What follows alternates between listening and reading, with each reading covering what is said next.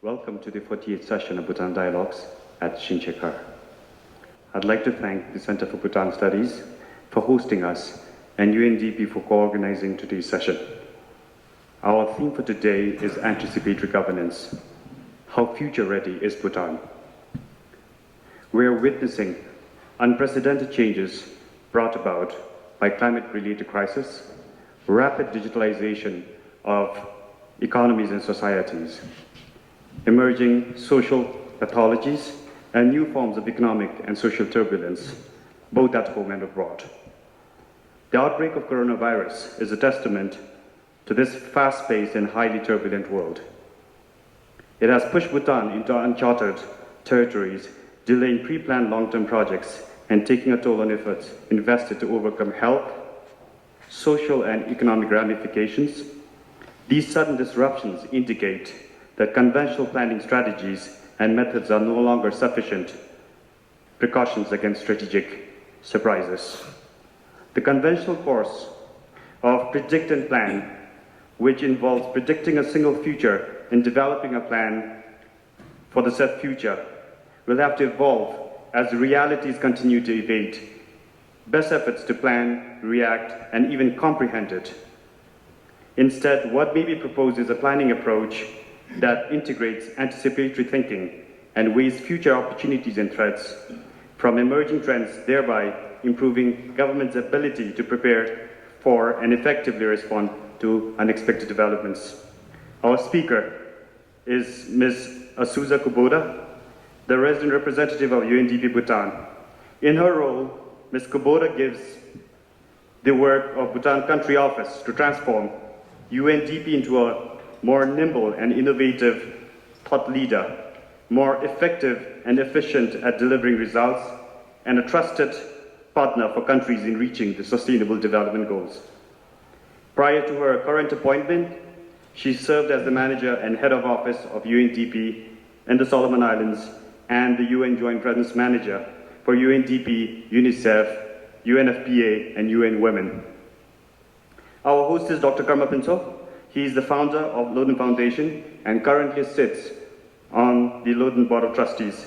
He is a spiritual thought leader, Buddhist teacher, and writer in digital residence for the Buddha Nature Project at Tsadra Foundation. In the closing, I'd like to request everyone to keep your mobile phones on silent. And I'd like to suggest everyone to keep your questions short and to the point. And for our online viewers, drop in your question in our chat box. My colleagues will compile the questions and read them out during the Q&A session. Thank you and Tashtilela. Thank you, Sanjay. Kuzambola and Kuzazangpo Azusa. Welcome back to Bhutan Dialogues. You have been at Bhutan Dialogues as a host in the past, and it's a great honor for us to have you now as our guest. The UNDP has been in Bhutan since 1973. You are doing wonderful work, and you have spent already several years working in Bhutan and have a lot of deep and sharp insights to share with us on Bhutan's policies, programs, and general development issues.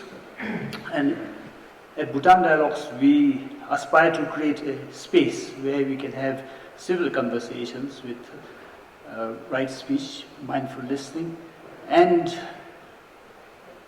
intellectual exercise to broaden our boundaries of thought and particularly refine the issues of development and human progress.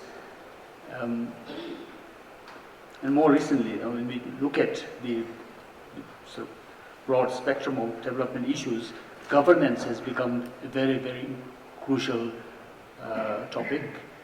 Since His Majesty's Kasho on civil service, there has also been a lot of talk and a lot of work being done on how to improve and change our public service system.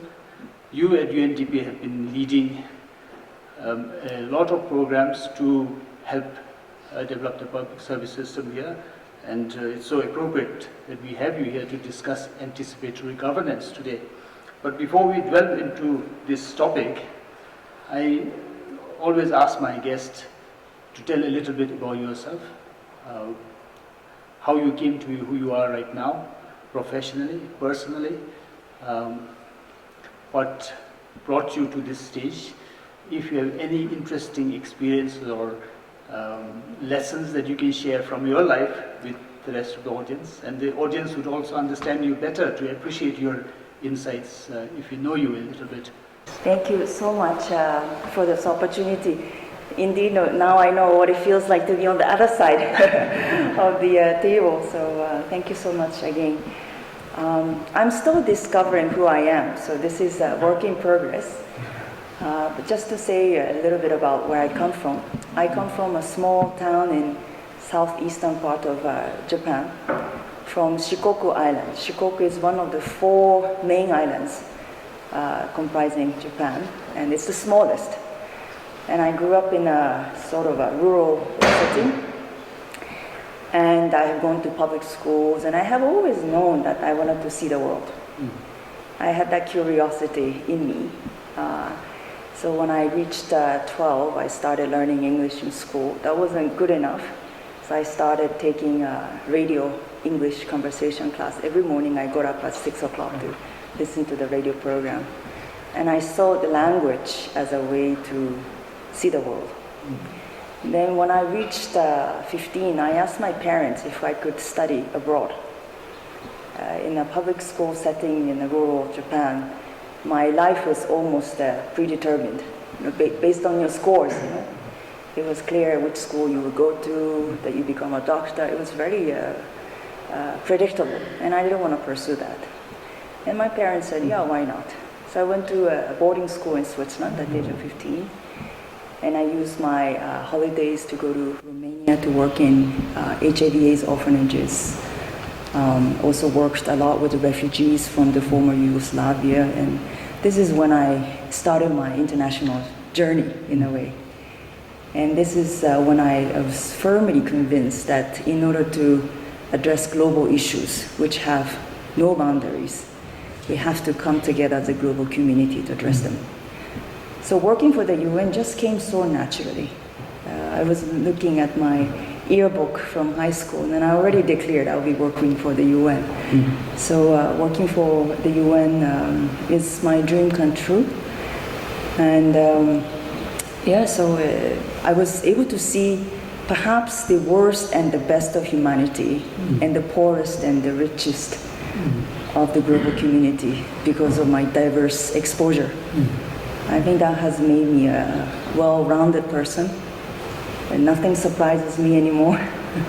So it's been just an incredible journey. Of course, unfortunately, the year you came to Bhutan, the pandemic started across the world, and so you didn't get to put as much as you perhaps could have put.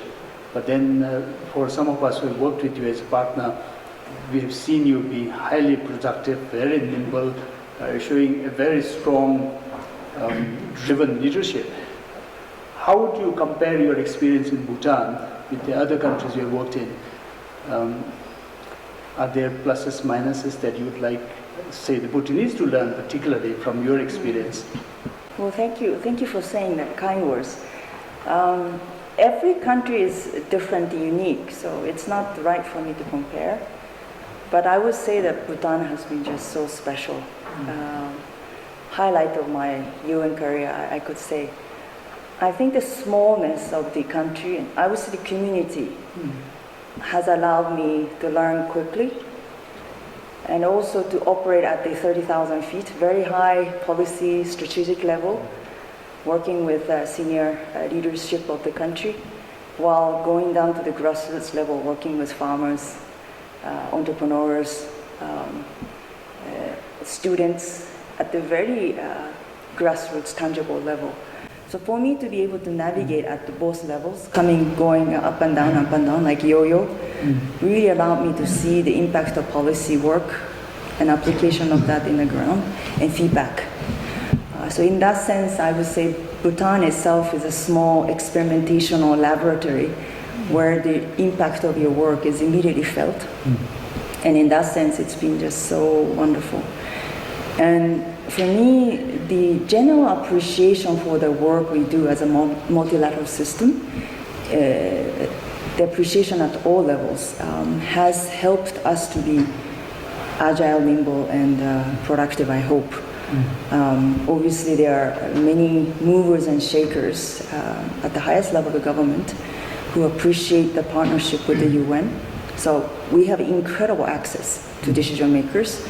And in the communities, there's genuine understanding of what we do, thanks to the work we do through small grants program and so forth. So for me, that the people see the value in working with the UN, that itself opened up so much opportunity. And last year, we are so fortunate to be conferred with the award by His Majesty to the UN system. That was obviously the highlight of our, I would say, the proudest moment, coming from His Majesty, the acknowledgement of the 50 years of partnership with the UN. That really just spoke by itself. And of course, it's a result of the accumulation of 50 years of partnership. But the fact that it has happened during my tenure was just so rewarding and special to me.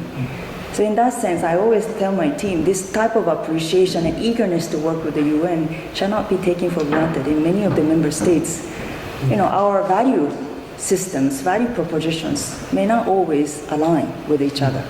But here we are having a conversation in Center for GNH, Bhutan Studies.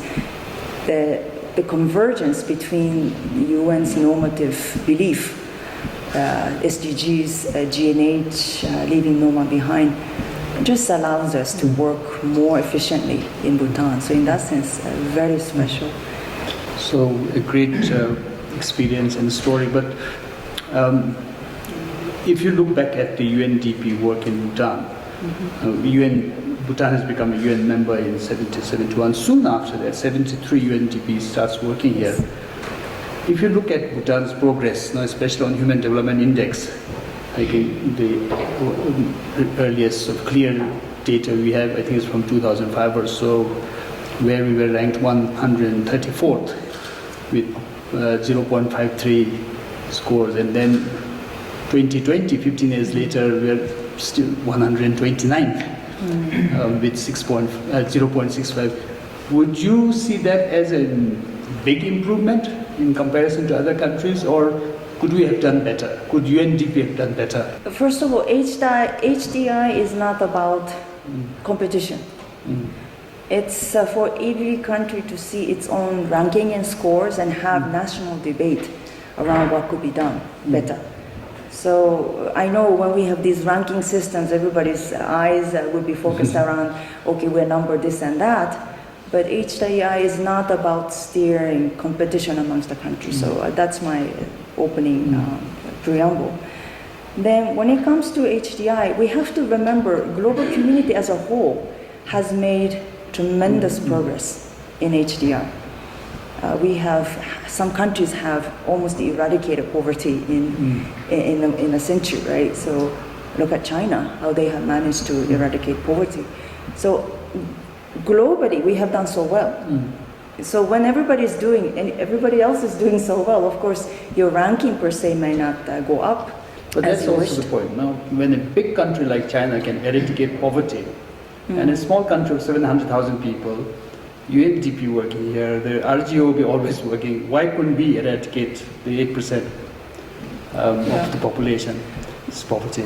Definitely there is a lot more to be done, especially looking at the growing inequality. I think that's the focus of leaving no one behind and current government policy.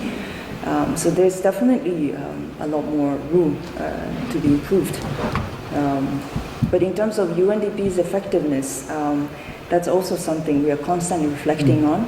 One thing I appreciate about UNDP is we are a very self-critical organization.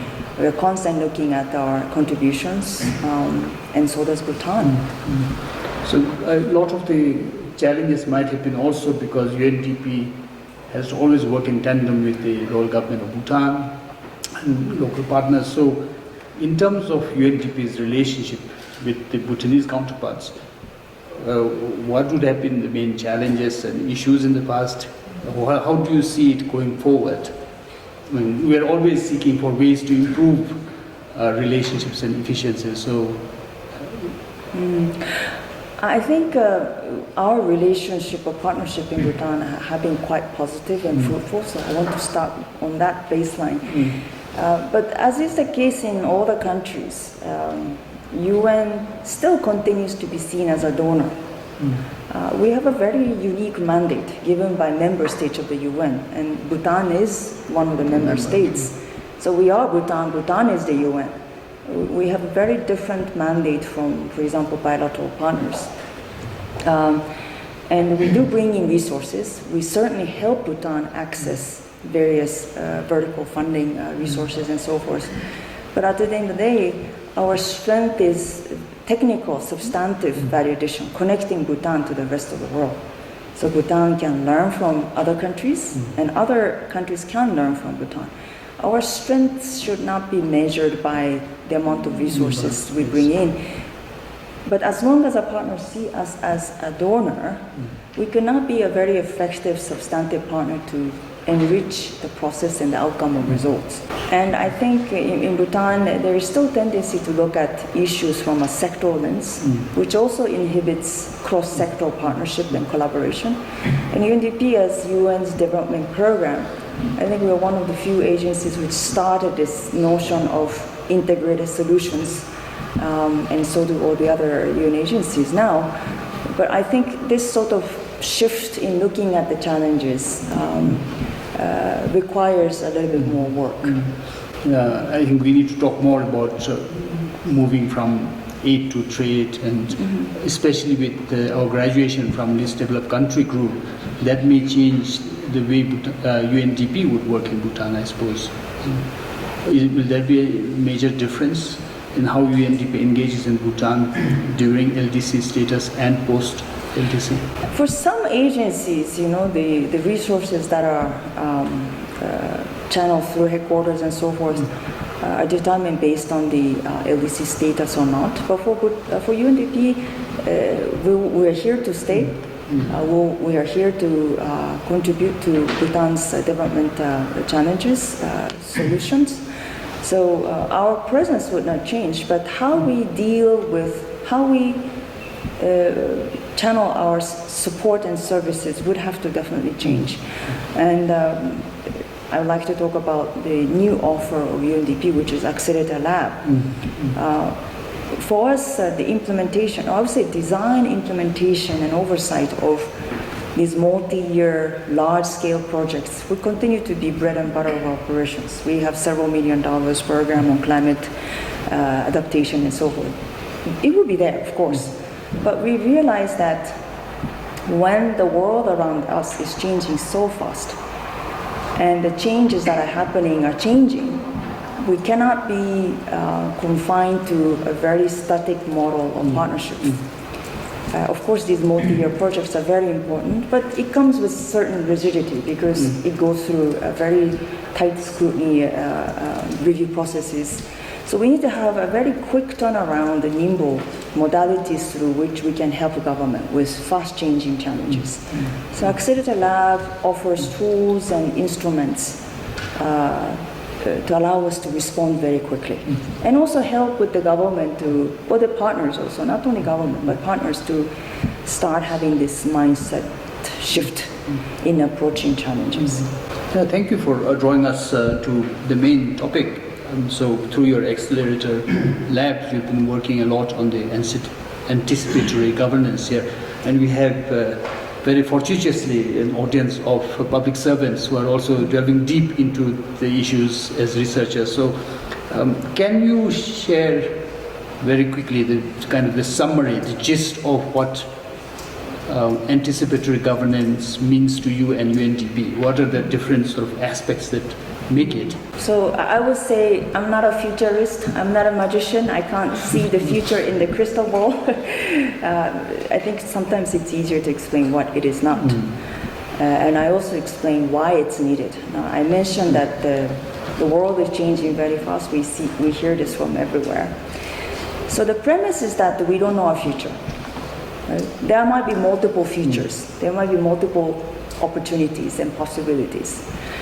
So when we live in the world of VUCA, volatile, uncertain, ambiguous, and complex, and so forth, We just have to accept the fact that looking at the past trend, looking at the past research, and the experiences of the past and the predicting the future won't do it.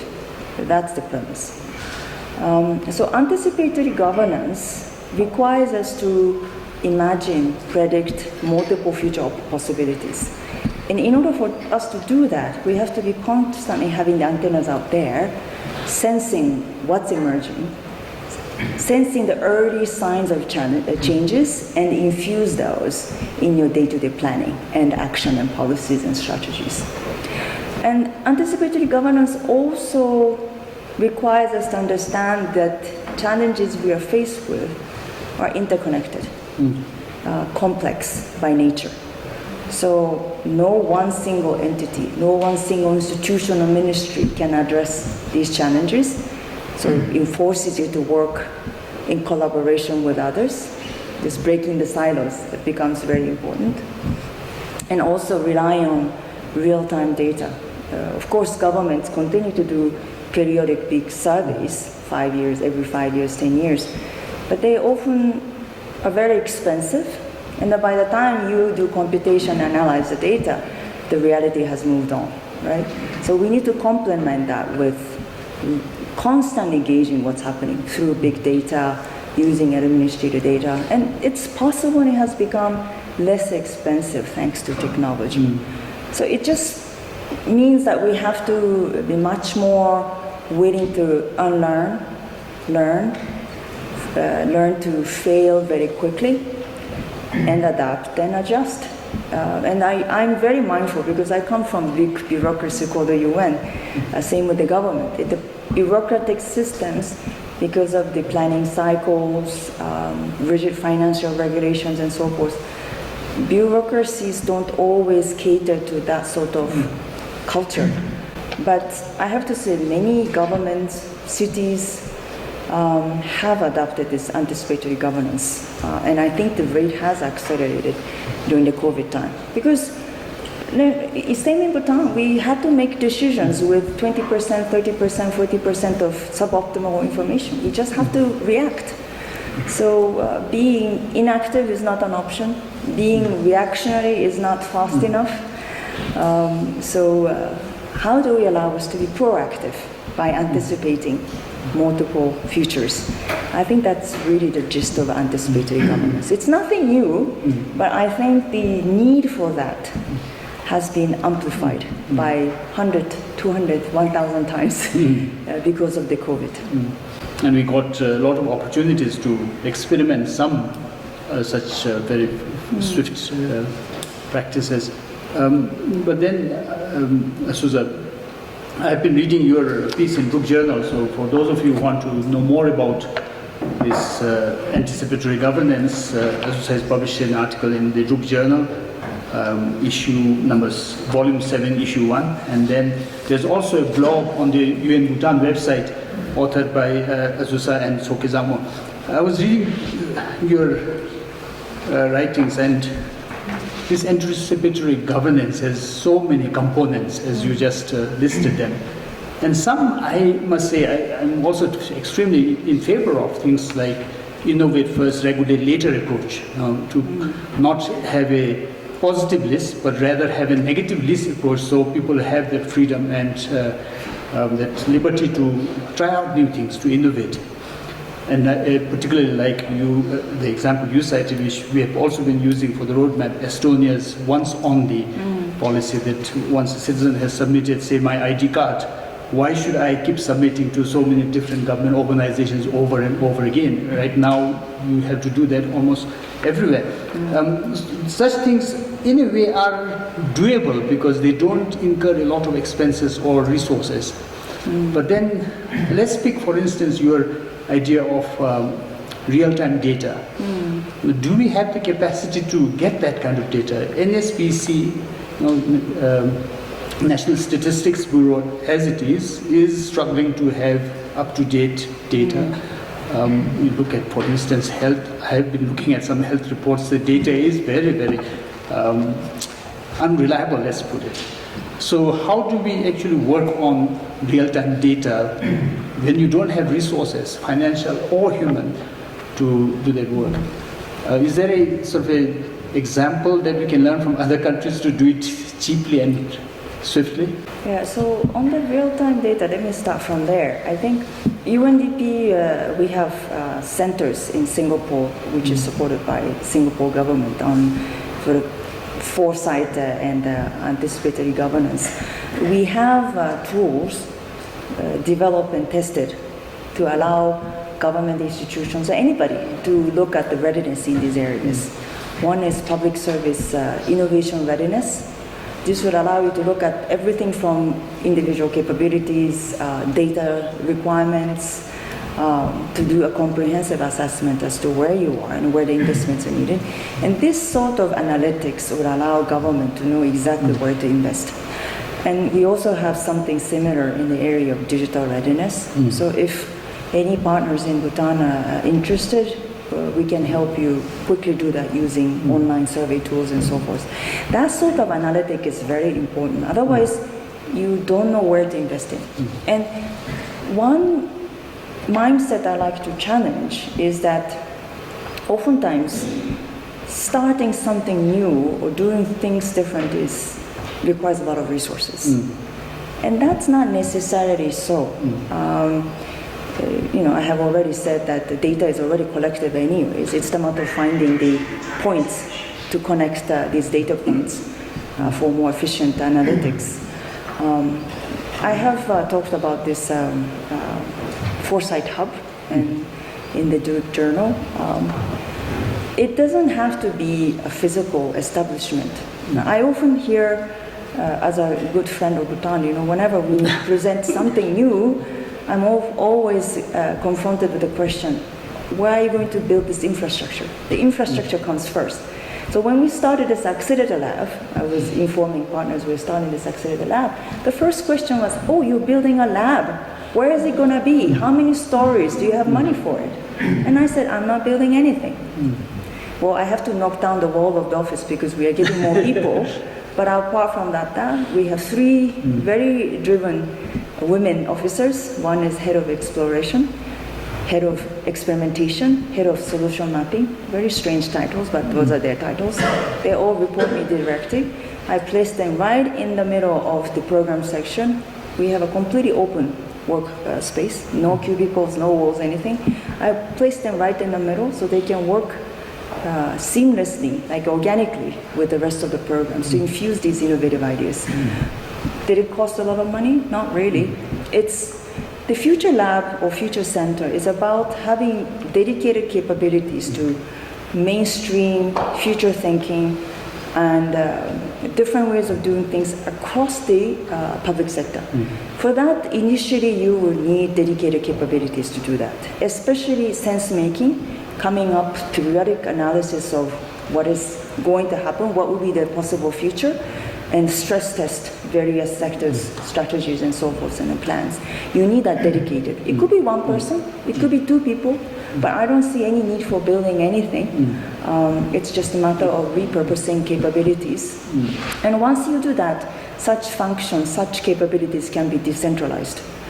In Nordic countries, this foresight function or activity is led by parliament because parliamentarians really need to understand the possible futures and prepare legislation ready for the futures. It could be, in some countries like Singapore, it could be placed in Prime Minister's office equivalent, a planning commission equivalent. It can be anywhere, but the point is it's staying in the institution with the right authority to really drive that process because it's a whole of the government cultural change, mindset shift. So you need any entity with the right power and drive to change that. I suppose even if you don't need resources for building infrastructure, there would still be some need for human resources. Like when you're talking about this future commission or council, the Foresight Center you talk about, you will at least have to have few really capable people who has to be groomed and developed, whose capacity to grow. So that, again, I don't know what Bhutan can do best to have that kind of human resource. I also mentioned data because here I'm a researcher, here we have fellow researchers. To analyze, we really need reliable data, and that is a major challenge at the moment. So do we need, again, human resources put in place to collect those data? It could be digital tools as well, but at least somebody who will initiate that. The other thing I found quite relevant to my work, and I'm tempted to ask you a question there, is you mentioned how anticipatory governance should be an act of co-production and co-creation, and especially take in input from the citizens. So direct citizen engagement. How do you see the work of CSOs or civil society sector generally? Now, how can that be harnessed? Because at the moment, we have this rigidity where we see CSO as some kind of an alien, different sector, and not a major player. Although if you go down to the grassroots, in every village you will find a civil society group that is actively working to solve problems. So how would the CSO and the civil society sector as a whole be brought in on board to act more vigorously? Let me touch on the point of human resources. What I have come to discover after having worked with incredible Bhutanese civil servants and alike, is that the capabilities are there. I have discovered there is a group of colleagues who have been trained as master trainers for design thinking, systems analysis. So if you look at the individuals, I mean, many have been sent to abroad, have done online courses, RIGS, RM, they have excellent courses. So at the individual level, there's certainly a gem out there, incredible capabilities. But I keep emphasizing the importance of ecosystem. If you don't have a ecosystem where these capabilities can be applied, then it's all waste, right? When I say ecosystem for innovation, certainly some countries have public sector innovation policy to give right authority to institutions to drive. So institutional framework is very clear, but also there has to be a platform for public servants to analyze challenges through a systems lens, forge partnerships in and outside of public service also. And also experiment with space to fail. The risks have to be shared and they have to be protected. And at the end of the day, same with the UN, we all manage public resources, so we have to be accountable, of course. But within that culture of accountability, there has to be a platform where failing is allowed in a very managed manner, right? Unless you have that platform, innovation will never be nurtured. And I think the missing link in Bhutan at the moment is that platform. If you look at the individuals, there are individuals with excellent ideas. And COVID, I think, has allowed us to move into that direction. I have seen many examples of unusual partnerships. City as bus up, if I can use that example.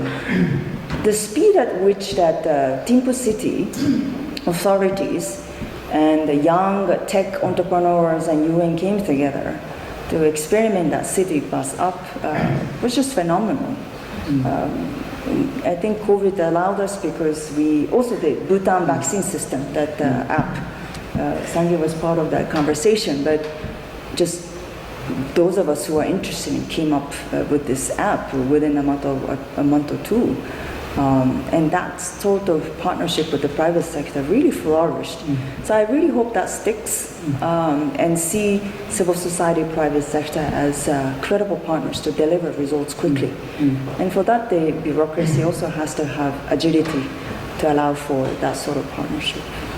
In civil society, partnership, co-creation, partnership, very, very important, because in a fast-changing world, the demands, the needs of the people we serve are constantly changing. Right? I mean, we should not forget that in public service, as it says, we're serving the public.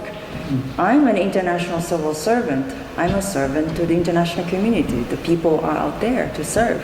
So if you're not in constant touch with the citizens who are receiving the services from us, how do we ensure that we remain relevant, right? And I think technology allows us to have that real-time feedback. With the RCSC and the Prime Minister's Office and GNHC, we experimented this online tool where users of two services, most frequent used services, can provide feedback on the services they received. You can do it in face-to-face, also online. So this allows the service providers to get feedback on their service satisfaction. And the flip side of that is we also experimented after doing some systems mapping of public service innovation, is that frontline workers, civil servants, have never been trained on empathy skills, how to serve the clients. No, in private sector there are many trainings as such, but in public sector they have the search into yourself training. Yes, but not probably everyone, especially frontline service providers who are very junior. I know there's a lot of training for mid-level and senior colleagues, but we have discovered for the frontline operators, it was not comprehensive enough. At least that's the feedback we received. And some of the people who have gone through that had just incredible transformation.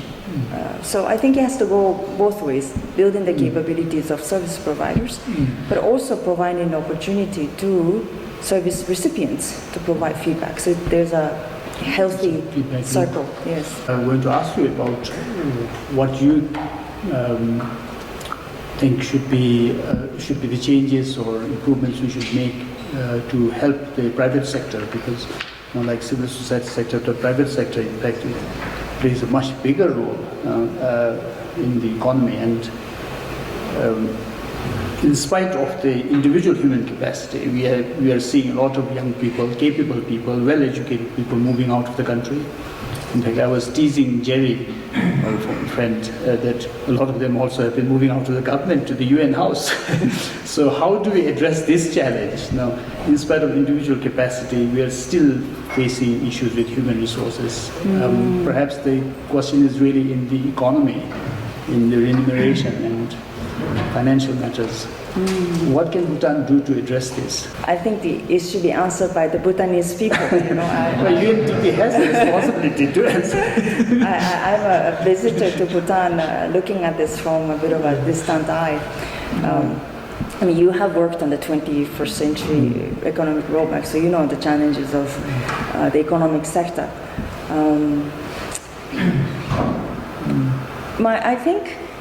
I personally believe that exposure is good. Exposure not only abroad, but exposure to different sectors. And coming from somebody who has been with the UN for so long, not having had much exposure to the private sector or other sectors, may not sound very credible. But I think to have a blend of public sector, private sector, civil society, UN experience just makes you a very resilient person because you gain different perspectives. So in the UN, when we have colleagues come in, normally they take a short break from the government. And I think that sort of exchange is very, very helpful. I haven't had that benefit. But I think the concern is, what if when people leave the country and never come back? That's definitely a genuine concern. Coming from the government as well. Well, before I open the forum to the audience for questions, I have two specific questions. So in the context of anticipatory governance, how do you see the current 5-year planning sort of regime working? Because Soviet, which started the 5-year plan, has long ceased to exist, and I think we are probably one of the last countries in the whole world to still carry on with this, which to a lot of people seems quite rigid, because you are doing this traditional, predictable sort of planning with budgets and so forth. The second specific question is, how do you see the ongoing performance assessments through which quite few people have been managed out? How do you see that in the anticipatory governance context? You kept the tough questions to the end, I realized. No, I thought you would easily do it. The 5-year planning process is definitely compatible with anticipatory governance and foresight. I have to say that the foresight will not replace traditional, robust strategic planning. It's not meant to replace that. It's meant to make it more resilient to shocks. So it's very compatible. But if you look at the rate of change, right, the plan is supposed to respond to national developmental needs, which are changing very, very fast because we're part of the global community in an unpredictable world, right? Certainly, we have to also accelerate the rate of learning, meaning, so the alternate to VUCA now is called the LACE, L-A-C-E, learn, adapt, and collaborate and experiment. So we have to be constantly learning and unlearning. And in order for the plan to be resilient to fast-changing shocks, right, unanticipated shocks, I think the review process, or I would say reality check interval, has to be much, much shorter. The 5-year planning process, I'm sure it has mid-year review, annual review, midterm review, but that's probably not frequent enough to make sure we are injecting these scenarios and anticipations in the planning. So that rate of learning, reality check, has to be much, much faster. On the public service reform, of course, I'm not familiar with the approach and processes that are taking place, so I cannot comment on what's happening in Bhutan with credibility. But what I can say is that if we apply the principle of anticipatory governance, we live in a VUCA-laced world. Obviously, institutions and individuals have to be constantly evolving, changing. Change is just a fact. We have to accept that. So some people have asked me, okay, in the UN, UNDP, have you ever seen this type of reform? And my answer is yes, all the time. I have applied for my own position with different TORs and different qualifications at least 3 times in my UNDP career. We are having change management, reprofiling all the time, and my team knows that their job is never permanent. We are constantly changing the profile because the needs for our service are constantly changing. So as a ResRep, we are constantly going through very rigorous training, learning, and we have very rigorous assessment, performance assessment. 1-year contract, all of us are on 1-year contract. So I would just say in general, for institutions that are operating in a dynamically changing world, this sort of exercise is understandable. So perhaps necessary. No? Yes. Okay, with that, let's invite questions. Anyone from the audience here? And then we will take a question from the virtual audience. You had started with saying that Bhutan is so special. I've only been here for a few months myself, and I'm very happy to be here. But I would love to hear from you what you think makes Bhutan so unique, so beautiful, so wonderful. I find that so often in meetings about governance and wellness, we always talk about the challenges, but I would love to hear your perception on the strengths and the unique features of Bhutan. Thank you. I think what makes Bhutan so unique is just also obvious. I think just people's genuine willingness to improve things, genuine concerns for other people's suffering, and I think as a very compassionate Buddhist tradition, country, I think it comes so naturally. Even when I speak to students, they're genuinely committed to making things better. Everything from dog population management to environmental protection, it's all about compassion, isn't it? I work a lot with also Dr. Kama, with entrepreneurs. Of course, we have to encourage them to be economically successful, otherwise their business won't succeed. But their starting point is always, what can I do to contribute to the society and community through my business? That's the starting point. And I have to say, it doesn't come naturally in other places. So I think just a genuine compassion, willingness to put their energy and efforts to improve things. It's just so rewarding and encouraging and inspiring. I think that's what makes all these friends of Bhutan to always remind ourselves, that how lucky we are, and we have to do more. 24 hours a day is just not enough for us to match with that. Does anticipatory governance mean effective, relevant, efficient planning? And the second is, real-time data is possible with integration of all government systems, financial systems, etc.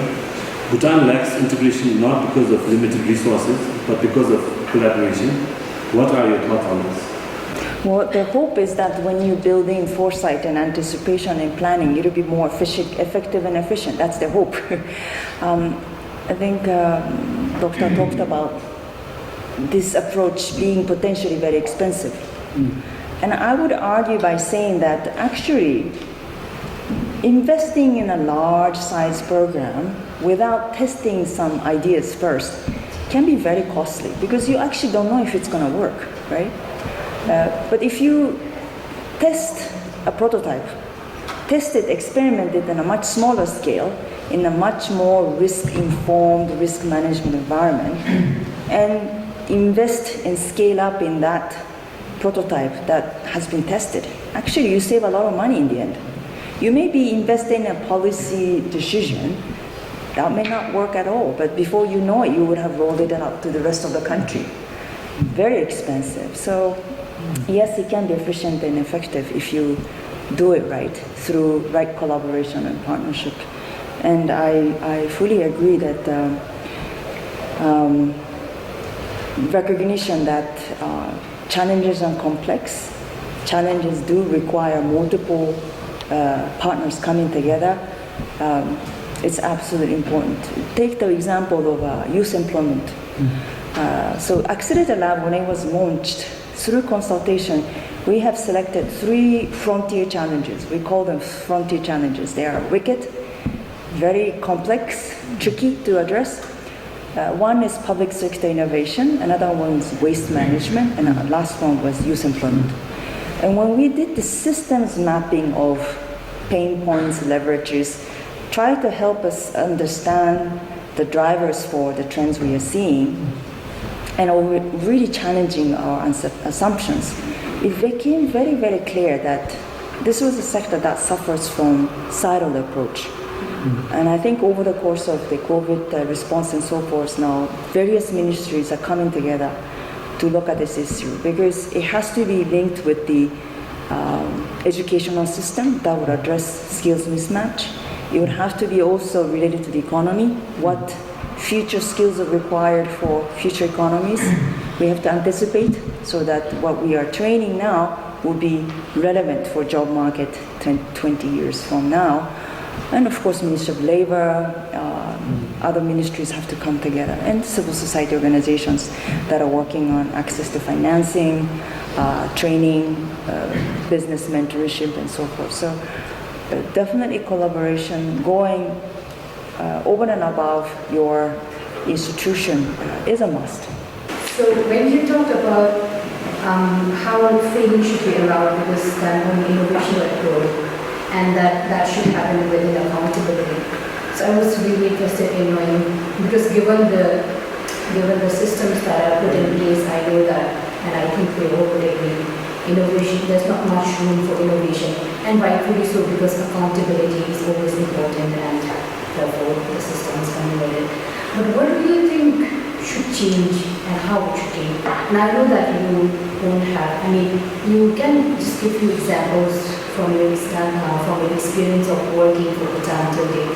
What do you think maybe some few changes that can happen quickly and should happen so that innovation is allowed? And I would say this because I really agree that within the current system, innovation, there's not much room for innovation. And the other thing is, I think in the anticipatory government, I would like to know where and how would the role of the public be? Because ultimately the decisions that would be made would impact them. So where would the role fall and how would it be carried out? How can we do that? So the space for innovation initially, until this culture is fully embraced by the system as a whole, initially a ring-faced platform where civil servants, public servants feel safe to explore new partnerships and new ways of doing things. It has to be ring-fenced and provided. In some countries, they have literally labs where ideas are tested. It could be an autonomous institution, but it has its own financial and regulatory framework and so forth. So the whole idea is to incubate ideas, right, and test ideas. So it's ring-fenced. With the government, royal government, what we are trying to do is to establish a public sector innovation platform fund. So ideas can be solicited from public institutions, public servants, and we would encourage multi-sectoral partnerships with private sector and local innovators. One of my colleagues in Accelerator Lab is designing now a database of local solution providers, local innovators, so the ideas can be quickly solicited from them, and test an idea and see if it can be scaled up by government's regular processes. So initially, this sort of safe to fail space has to be provided until this culture is established. And in terms of the role of the citizens in foresight, first of all, I think we have to co-create the future we want. Yeah, that's sort of the North Star. No? We have to plan backwards. There are different ways of doing foresight, but one method is to plan backwards. So we have to reimagine our future, the future we want, futures we want, or futures we anticipate. And this exercise must be done co-created with citizens. And many countries do that by running various labs with different sectors of the community. And SDGs were precisely designed in that way. Oftentimes, people understand that SDGs are created by some UN bureaucrats in the First Avenue in New York. No, there was this incredible, extensive consultations with citizens of the world, online surveys and so forth. We asked people, what sort of future you want? And this actually formed the basis for 17 SDGs. So in a way, Bhutan should do the same, engaging students, people with disability, young people, elderly people, what sort of futures you want to reimagine, and plan backwards. And you have to also infuse signals of change from different parts of the world, because we are influenced by various anticipatory factors, that influence our course of action. My name is Mukhi. I'm a researcher at this. I just want to ask about the climate change. When the developing countries are going ahead with the unabated climate mitigations, even though there are some international commitments in terms of climate change, in terms of mitigation for climate change, but in Bhutan we are so much concerned with the environmental conservation in order to mitigate the climate change as well as to act as a carbon sink. But claiming ourselves Bhutan to be a carbon negative, but at what cost to the globe or to Bhutan? Thank you. So speaking of research, as you might have heard, that the Bhutan has submitted the second generation of nationally determined contributions. And in order to come up with that, we have worked with the National Environment Commission and others to do low carbon emission development strategies in 5 sectors. I want all of us to know that remaining carbon neutral requires a lot of work for Bhutan to begin with. It's not taken for granted. If you look at the transportation sector, if we do not have some bold investments now, in a matter of a decade or 2, we may not be carbon negative. So we have to also still continue to act responsibly. Otherwise, we as a nation may suffer from pollution and other unwanted consequences of GHG emission. So that's one. In terms of, it's a moral prerogative, isn't it? Because the others are emitting, does not mean that we don't mitigate. Right? It's a cascading, it's a global commitment. We have made a commitment to contribute to the global Paris Agreement agenda as a nation and as a member of the global community.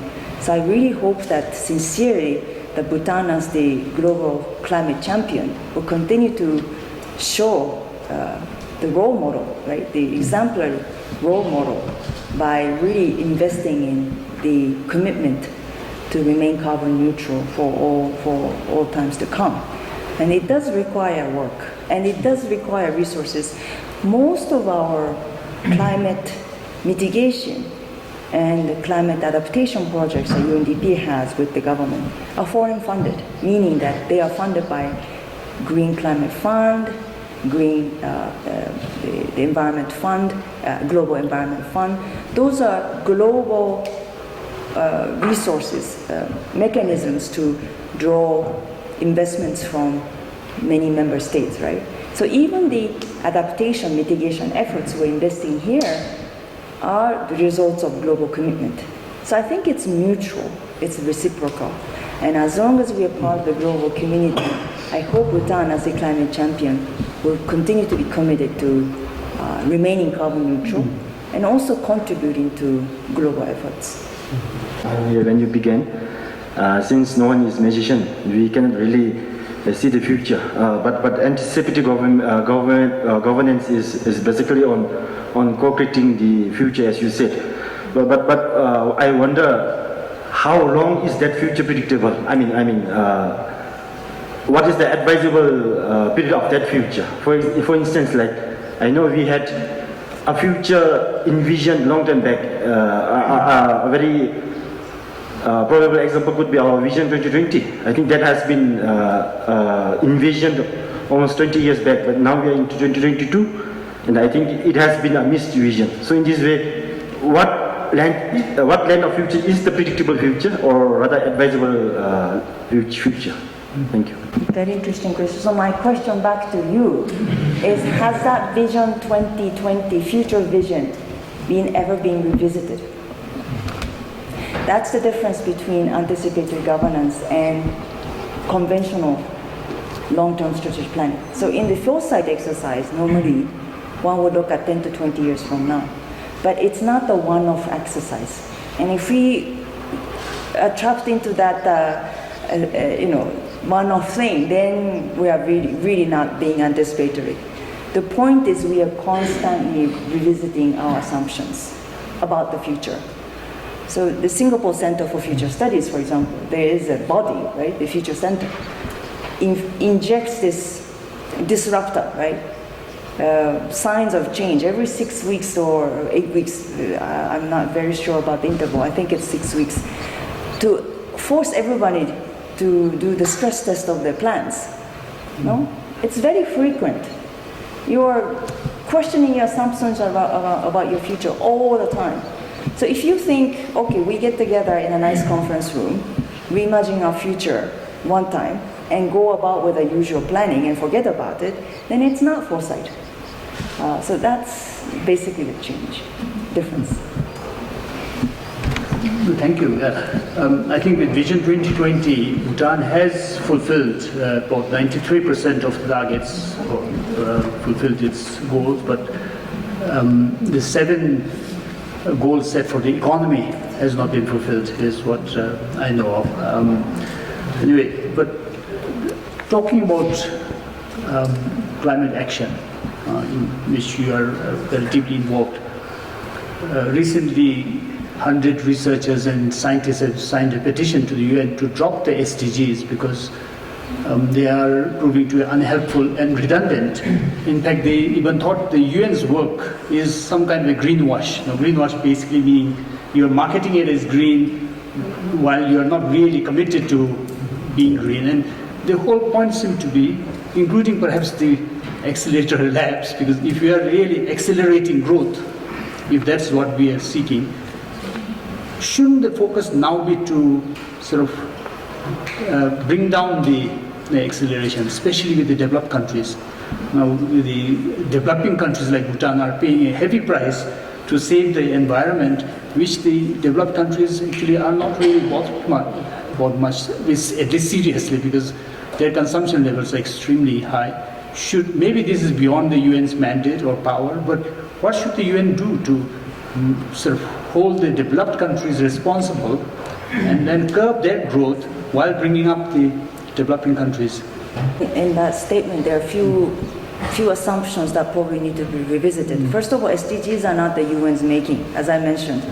There was extensive consultations, and that was one lesson we learned from the MDGs. The MDGs are probably not as democratically designed as it should have been. So SDGs are really bottom up, and the member states, so the citizens of the world, have crafted those 17 goals. So it's up to you to denounce it or disagree. It's owned by the people. It's really up to the people. And the SDGs has a very strong component on localizing. So it's not expected that everybody accept them as they are. Many countries have adopted their own goals and targets as per their ambitions and their aspirations. So it's very open and nimble in that sense. Also, you will realize that the reporting on SDGs is completely voluntary. It's not a legally binding document. Nobody would punish you for not meeting the SDGs or not reporting on SDGs. So even the documents submitted by member states, they're called voluntary national reports, right? It's up to you how you want to frame it. It's a frame which gives you a bit of a guiding principle, right? What UN can do about either greening or holding the developed nations accountable?